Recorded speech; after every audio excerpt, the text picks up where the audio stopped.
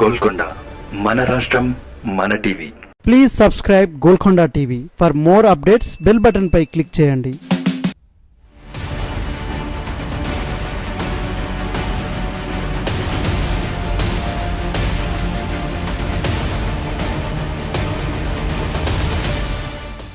రాబోయే ఎన్నికల్లో పార్టీల గెలుపోటముల్లో బీసీల ప్రభావం ఎక్కువగా ఉంటుందని అందరూ అనుకుంటుందే. అందుకనే ఏ పార్టీ అయినా బీసీలకే టాప్ ప్రియారిటీ ఇస్తున్నాయి. ఇప్పటికే జగన్మోహన్ రెడ్డి బీసీలకు చాలా ప్రాధాన్యత ఇస్తున్న విషయం తెలిసిందే. ఇప్పుడు టీడీపీ, జనసేన కూడా అదే బాటలో నడుస్తున్నాయి. తాజాగా ప్రకటించిన 99 మంది మొదటి జాబితాలో ఉత్తరాంధ్ర విషయం తీసుకుందాం.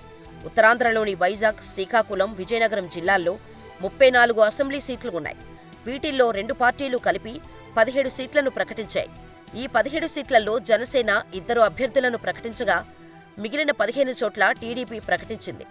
జనసేన ప్రకటించిన 2 సీట్లు నెల్లిమర్లలో లోకం మాధవి, అనకాపల్లిలో కొనతాల రామకృష్ణలు, ఇద్దరూ బీసీలే.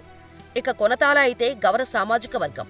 ఇక టీడీపీ ప్రకటించిన 15 మంది అభ్యర్థుల్లో 6 బీసీలే.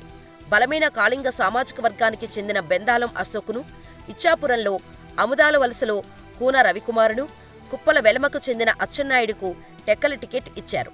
విజయనగరం టికెట్ కొండపల్లి శ్రీనివాస్, బొబ్బిలిలో బేబీ నాయనకు కూడా టికెట్ దక్కింది.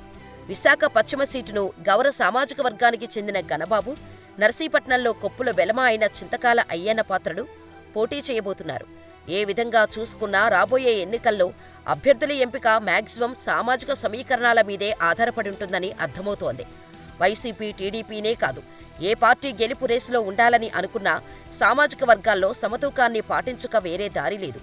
కాకపోతే ఇంట్రెస్టింగ్ పాయింట్ ఏమిటంటే బీసీల్లోనే వివిధ సామాజిక వర్గాలకు చెందిన కీలక నేతలంతా ఎక్కువగా వైసీపీ, టీడీపీల్లో సర్దేసుకుంటారు.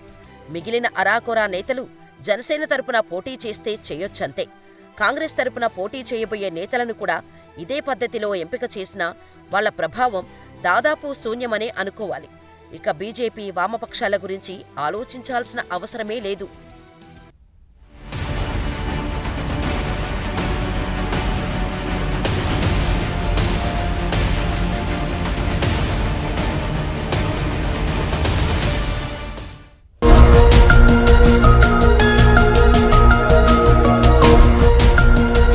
సత్యాలు చెప్పడానికి సాహసం కావాలి.